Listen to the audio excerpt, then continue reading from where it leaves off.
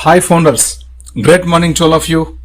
Victory with యాష్ వారసులందరికీ కూడా శుభప్రదంగా జరగాలని ఈ రోజు మనస్ఫూర్తిగా కోరుకుంటూ జాన్ వైట్ గారు ఇచ్చినటువంటి నిన్నటి రోజు సందేశాన్ని మీ అందరికి చిన్నగా అప్డేట్ ఇవ్వబోతున్నాను ఒక ఆడియో ద్వారా. ఎందుకంటే చాలా ముఖ్యమైనటువంటి విషయాల్ని ఒక హెచ్చరిక ద్వారా మనకి జాన్ వైట్ గారు తెలపడం జరిగింది.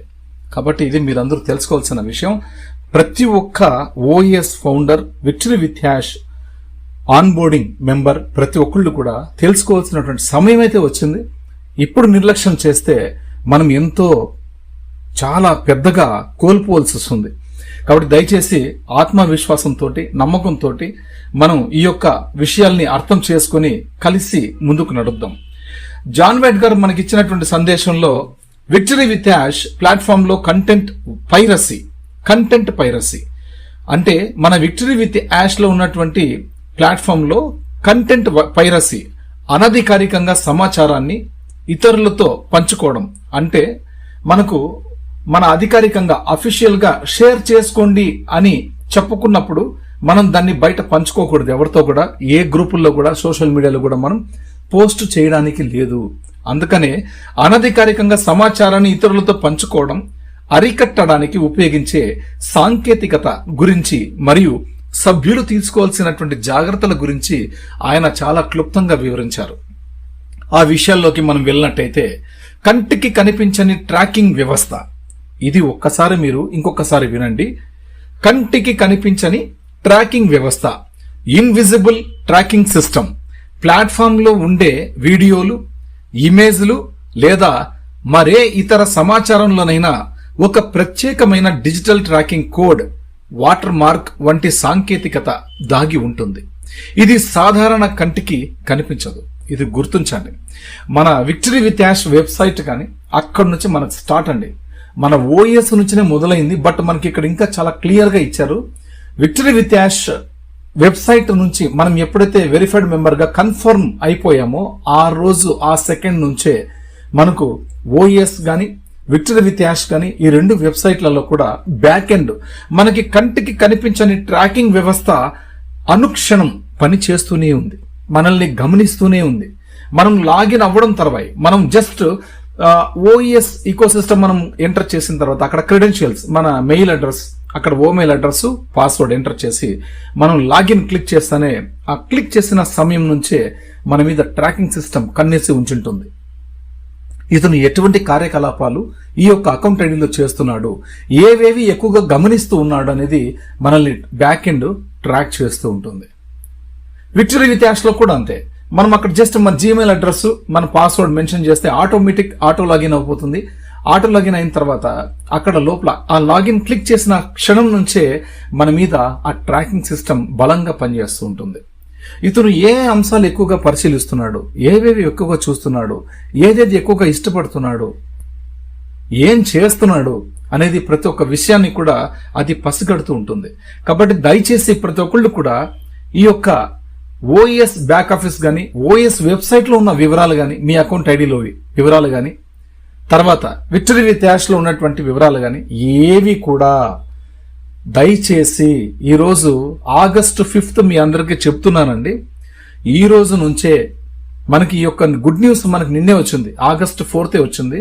నిన్నటి నుంచే ఎవరన్నా నిన్నటి వరకు తప్పు చేసింటే ఓకే, బట్ ఆగస్టు 4 నిన్నటి రోజు నుంచి ఇంక ఎప్పటికీ కూడా లైఫ్ లాంగ్ చెప్తాను చూడండి, లైఫ్ టైం మన జీవితకాలం మనం ఈ అకౌంట్ ఐడిని ఆపరేట్ చేసేంత వరకు, మనం ఉన్నంత వరకు ఎట్టి పరిస్థితుల్లో ఎవరు కూడా మీ యొక్క అకౌంట్ ఐడిలో ఉన్న వివరాలను స్క్రీన్ షాట్స్ తీసి ఏ గ్రూపుల్లో కూడా, సోషల్ మీడియాలో కూడా ఎక్కడ కూడా పోస్ట్ చేయకండి.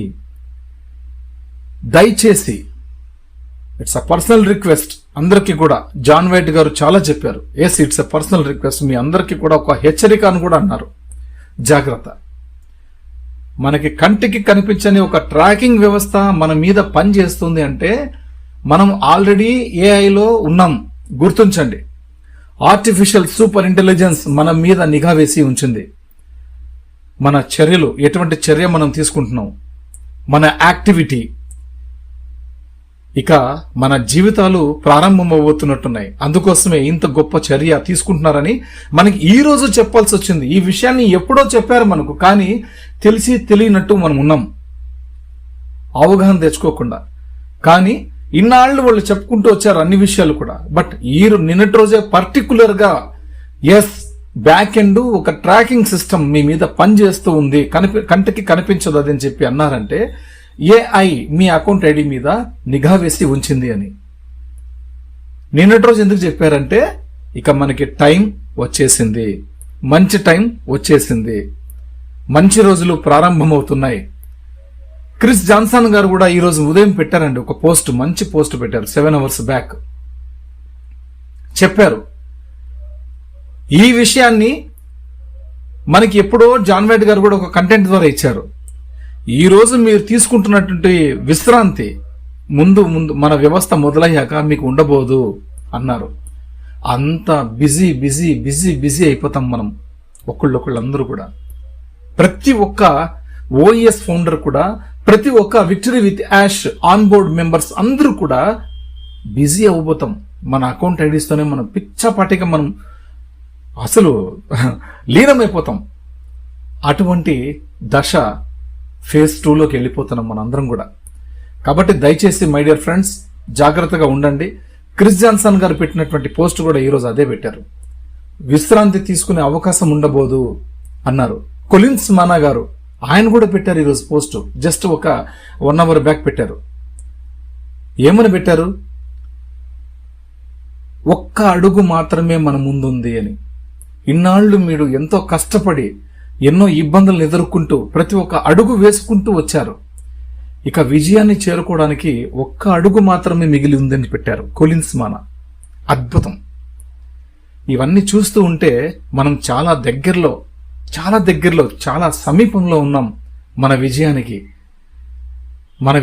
చూసుకోవడానికి, మన కంపెనీ సక్సెస్ ని మనం చూసుకోవడానికి అతి దగ్గరలో ఉన్నామనేది అయితే సంకేతం అయితే వచ్చింది. కాబట్టి ఇది మంచి సిచ్యుయేషన్. కాబట్టి ఈ టైంలో జాన్ వైట్ గారు మనల్ని హెచ్చరించారు, జాగ్రత్త, ఎక్కడ కూడా స్క్రీన్ షాట్స్ తీసి పోస్ట్ చేయొద్దండి. విక్టరీ విత్ యాష్ లో గానీ ఓఎస్ లో గానీ ఎటువంటి డబ్బు లావాదేవీలకు సంబంధించిన విషయాలు ఏమైనా ఉండగలిగినట్టయితే వాటిని కూడా స్క్రీన్ షాట్లు తీసి ఎవరితో పంచుకోవద్దు అన్నారు. బ్యాక్ ఆఫీస్ లో వచ్చే పర్సనల్ మెసేజెస్ డైరెక్ట్ గా యాష్ ముఫర్ గారి నుంచి మిస్టర్ యాష్ అని వచ్చి మనకి డే టు టైంతో సహా వస్తుంది. ఆ యొక్క బ్యాక్ ఆఫీస్ లో ఉన్న ఇన్ఫర్మేషన్ ని కూడా ఎక్కడ కూడా షేర్ చేయొద్దు అన్నారు. కానీ నేను లాస్ట్ బ్యాక్ ఆఫీస్ దాదాపుగా ఒక 2 days బ్యాక్ మనకు బ్యాక్ ఆఫీస్ లో మెసేజ్ వచ్చినప్పుడు నేను జాన్ గారితో అడిగాను, జాన్ గారు మా తెలుగు ప్రజలు ఎక్కువగా ఉన్నారు, వాళ్ళకి ఇంగ్లీష్ లో ఉన్నట్టయితే వాళ్ళు చదవలేకపోవచ్చు. అక్కడ మన భారతీయ లాంగ్వేజ్ కూడా హిందీ కూడా ఉంది, రాష్ట్ర భాష. అది కూడా వాళ్ళు చాలా మందికి చదవడానికి రాకపోవచ్చు, అర్థం కాకపోవచ్చు. ఎవరెవరు రాష్ట్రంలో వాళ్ళకు లోకల్ లాంగ్వేజ్, మదర్ లాంగ్వేజ్ అనేది ఎక్కువగా వాళ్ళు ప్రాధాన్యతను ఇస్తారు. కాబట్టి వాళ్ళ కోసం తెలుగు, తర్వాత కన్నడియన్స్ మా దాంట్లో ఎక్కువగా ఉన్నారు, నా దగ్గర ఎక్కువగా ఉన్నారు మై సర్కిల్ తోటి.